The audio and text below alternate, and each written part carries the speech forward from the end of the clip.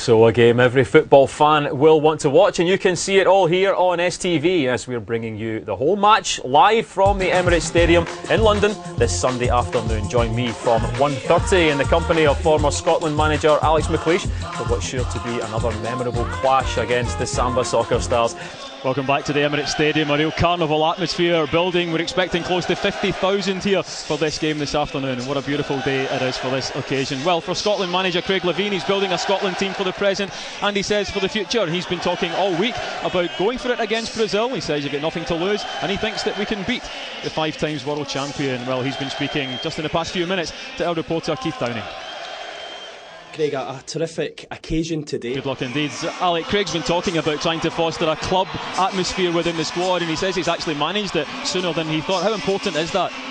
I think it's massively important for an international team. You know, you don't get a lot of working time with the players. When you look at past the 9 games that Scotland have played, besides that 4-1 game that you were talking about, the results have actually been pretty close. Pretty close. You know, I was at the opener in Paris as well. Yes, welcome along to Ibrox in this Sports Centre Champions League special. Manchester United, the visitors, looking for just a single point to see them through to the last 16 of the tournament.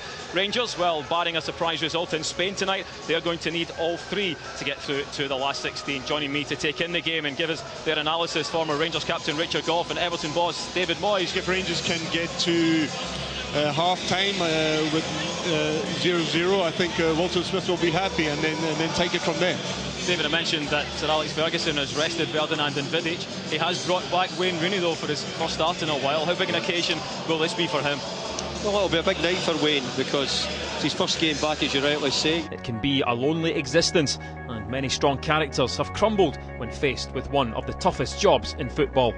What makes this season so interesting is that at the same time, both Rangers and Celtic have men at the helm who know all about the old firm, and for their own different reasons, this is the season where they want to get it right.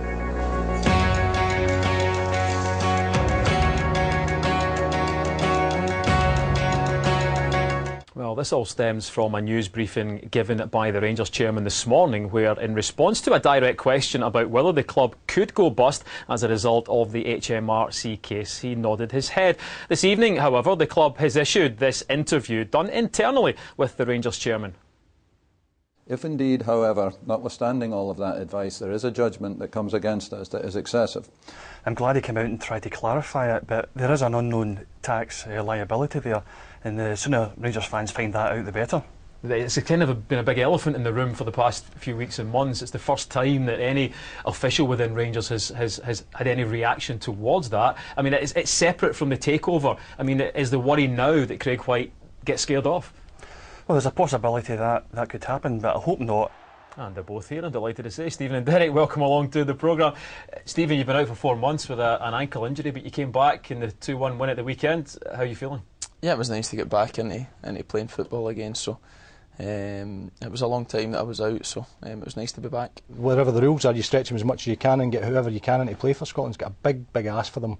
McCulloch Smith against Brazil on Sunday, it is a massive step. He's doing great. 27 goals in League One is a big difference to go and play the Emirates Stadium at international level. But I do wish him well. And whether you're playing League One, Championship, SPL or even the English Premier League, playing against Brazil is always a big task. We can have a look at Scotland's record against Brazil. This will be the 10th time the teams have met.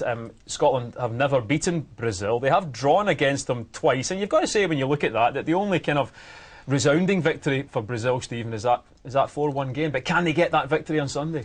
I think the most important thing is obviously the performance that the manager will be looking for, and for the lads it's a great game to play in.